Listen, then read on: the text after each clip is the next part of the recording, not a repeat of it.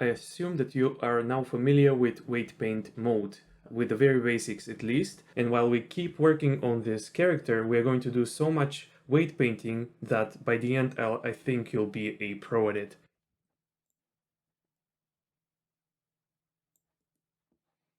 So let's turn off wireframe. I'm going to click here on layer 29, and that will hide all of the other layers and only visualize my deformation bones. That is another great advantage of this weird animation that we created, that we don't need to show any of the widgets. I can simply scrub through this animation, find poses and places where I want to improve the weights and just paint away. You can support CGDive by purchasing this course or some of the exclusive courses on academy.cgdive.com. Subscription is also available. Okay, I'm going to shift select the character and go to weight paint mode. The fingers as a whole are fine, so I'm going to leave them now for another stage, for a stage where I really want to refine the look of the rig. Painting the fingers can take a long time, but the benefits from that will be barely visible. So let's focus on the areas that are more visible, and I think that will motivate us. Right, so I'm going to switch to draw brush, go to the tool tab, and I want to ensure that auto normalize is checked. By default, it is unchecked. In my scene, it was checked because I played with this scene before, and I also want to activate X mirror. When painting the weights for the heads, I'm going to turn X mirror off, but for all of the rest of the body, it's going to be on. So the only finger that I want to kind of try to address is the thumb. This pose at frame 40. I'm going to set my weight to 1 and strength to something low like 0.15 and try to paint a little bit on the thumb. Here right away I tried to paint, I was also painting on this finger. So here is a good opportunity to use the restrict option. The restrict option will only allow me to paint on areas which are already part of this group, even if the values are very, very low. So I'm going to start clicking in this area. Maybe with even higher strength. And yeah, I'm getting a little bit more volume in this area, which is nice. Now I'm going to disable the restrict option, go to edit mode. Under modifiers, set these visibility options like this. I want to enable all of them. Then select the vertex at the thumb and press Ctrl+ to select more vertices around this area. Now I'm going to go back to weight paint mode and enable this vertex selection option. And that will restrict the area on which I can paint to the selected vertices. Maybe in edit mode, let's press Ctrl+ a few more times and then back to weight paint mode.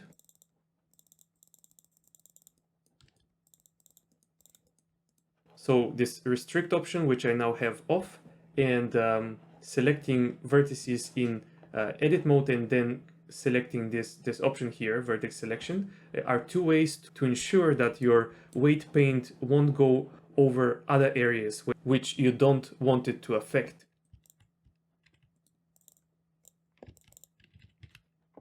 One disadvantage of this vertex selection mode is that you cannot control click on the bones, so you have to disable it, then select another bone, and then maybe switch it back on. So here I painted too much on this bone, and then I lost some volume from the next bone, so I repainted some of the weights.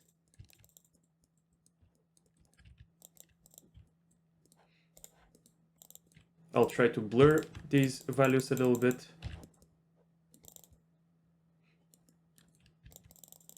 I'm going to also select the palm bone and try to paint a little bit.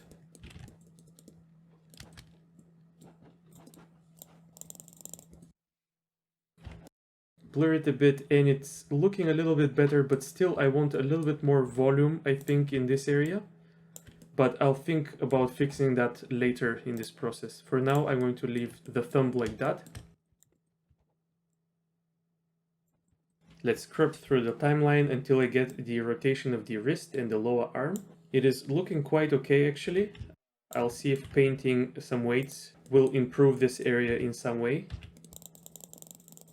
Generally, you want the area which overlaps with the bone to be mostly red.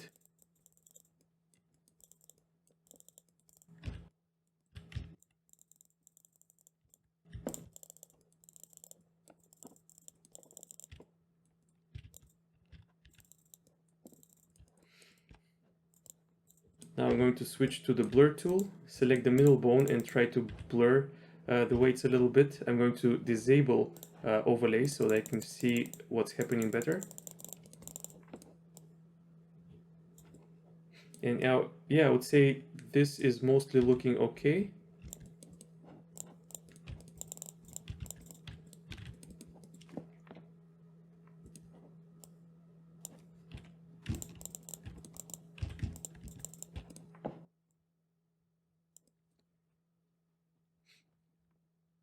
I don't really like this deformation over here, but I'm going to address it in another video. For now, I think this is good enough, and I can move forward. Okay, this is the bending of the arm where we get a lot of overlapping of the geometries. Usually using the smooth brush in these areas improves this kind of situation. Blur, and I would say this is looking a little bit better, although we still get a lot of overlap.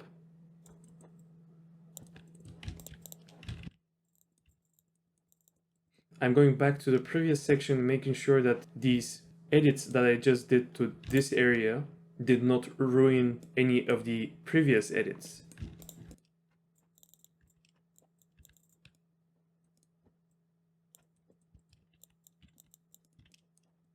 So I'm going to paint some positive weights over here. They will end up affecting the lower arm, and then by using the blur brush, I'm going to blur them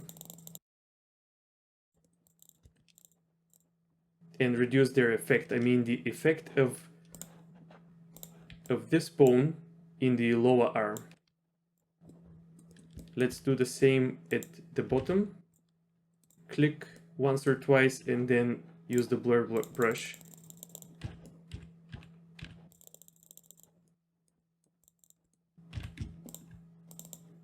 Maybe a little bit of blurring for this bone as well.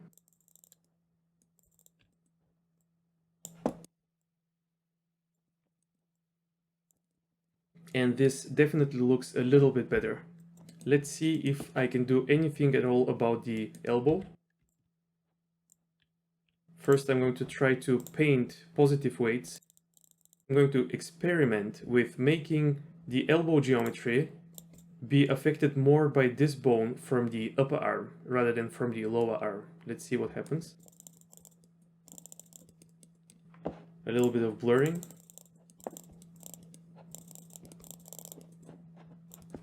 And it did have some kind of effect, but I'm not sure if that's what I'm looking for. Let's try to bring it more towards the lower arm. Control Z. Maybe this strength is too low, so I'm going to try it with 0.1. Blurring.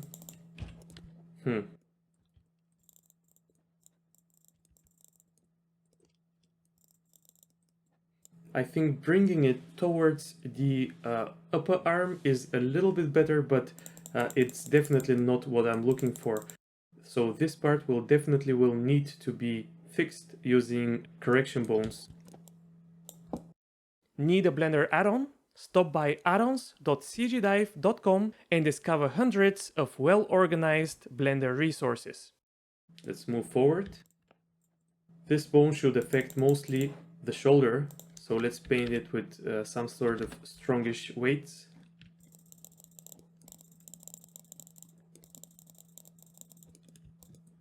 This bone, the middle one, will affect, well, the middle part of the arm. So paint some positive weights. And this bone will affect the end of the bicep. Let's try blurring very lightly. I extended the effect of this bone a little bit towards the end of the bicep. I'm going to blur a little bit to soften this transition.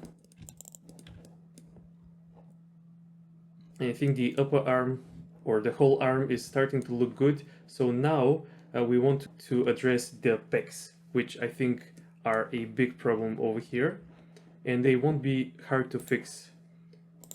I'm going to select this top bone of the spine, and as you can see, it doesn't affect the pecs at all, but it should actually have very strong influence over the pec area.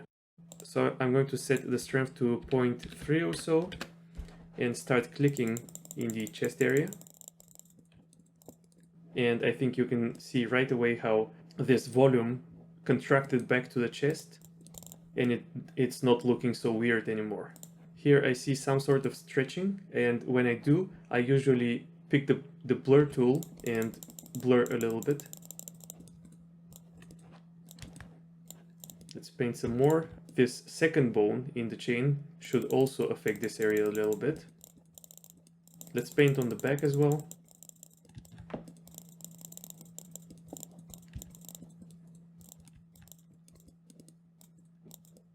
After these broad strokes, I like to blur usually. Okay, and things are starting to look quite well. I mean, at least much better than they used to.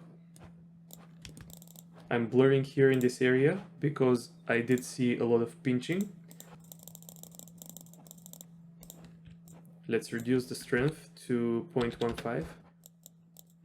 So I did paint too much on the shoulder, so I'm going to undo. Let's try to blur. I change the frame so I don't have the shoulder and the back overlapping, and then I'll try to paint some more over here. And then blur.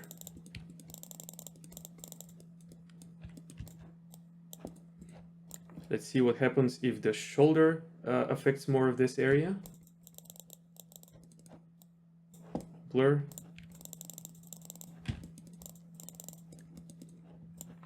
I lost some of the volume of the shoulder, so I'll try to repaint it.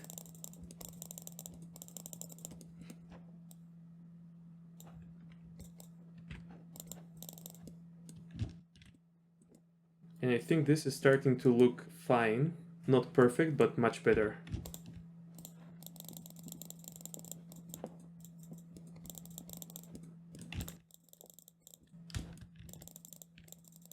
I'm going to paint a little bit in this area just for the sake of completeness, but I'm not going to go into the legs. The legs will handle later.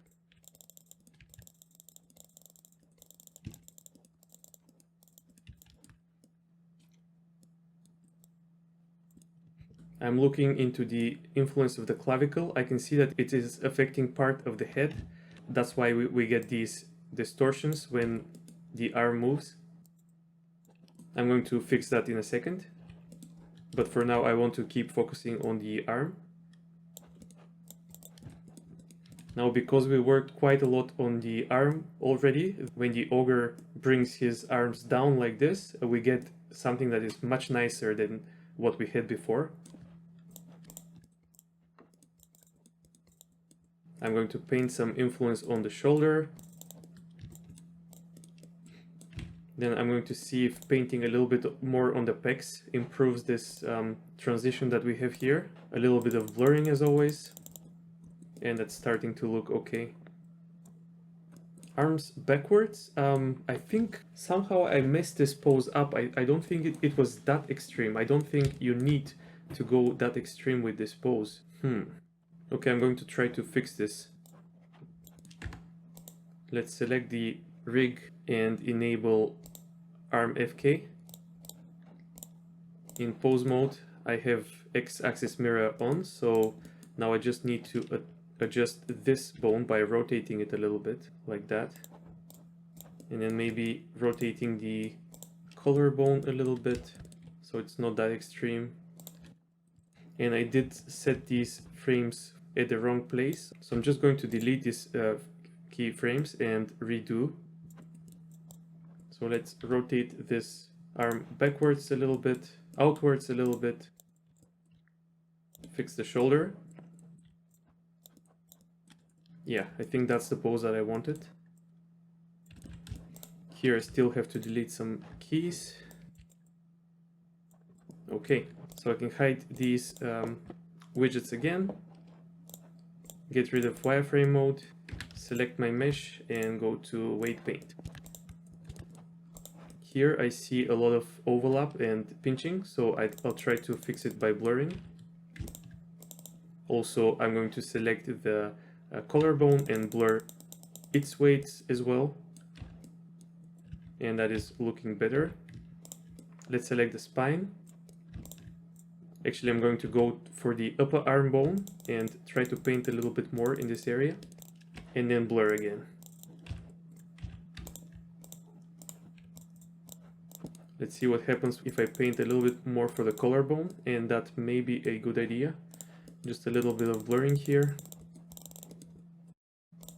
And this area over here is going to be extremely difficult. Maybe it's one of the most difficult things that we are going to do, and we won't be able to fix it with weight painting. We are going to have to use additional bones for this area. Let's keep going. This pose, this is also a very, very hard pose to fix. Let's see what we can improve by weight painting. I'm painting a little bit in this area for the upper arm bone. Blur. Let's try to paint for the spine bone instead.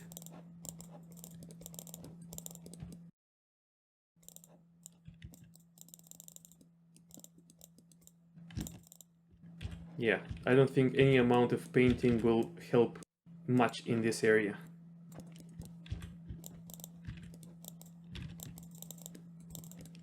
Here I seem to have lost some weights over here for the shoulder bone, for the upper arm. So I'm repainting them again.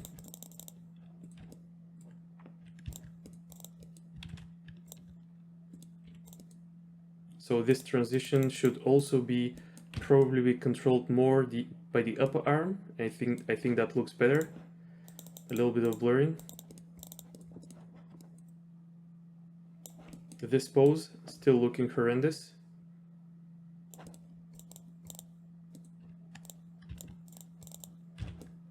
But this one looks a little bit better. I'm going to try to add some weights again to the collarbone and blur. It looks a little bit better, but still far from perfect. Let's see if we can improve the back a little bit.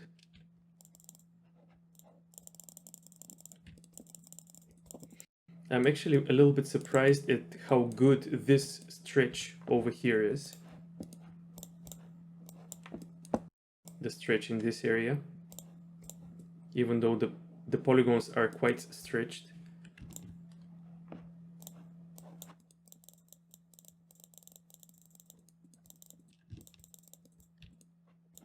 Let's blur a little bit in this area.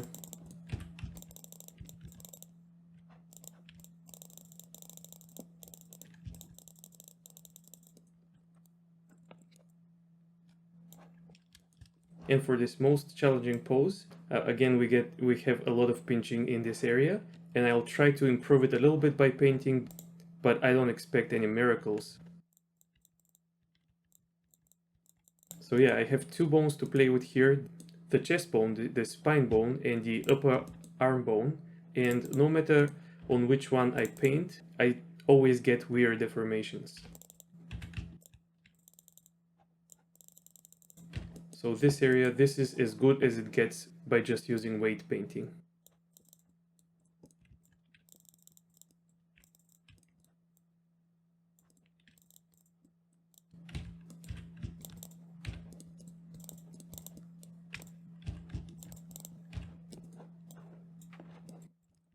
Okay, let's play the whole animation again.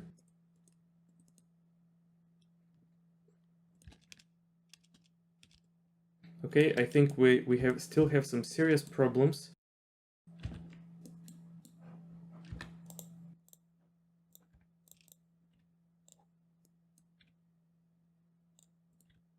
I think this pose can be improved a little bit by playing with the collarbone.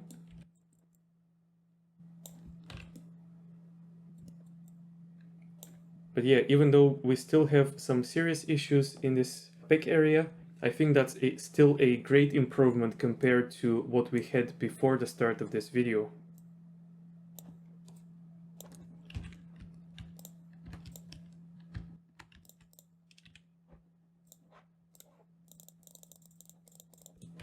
Here I'm trying to fix a few last areas that I notice.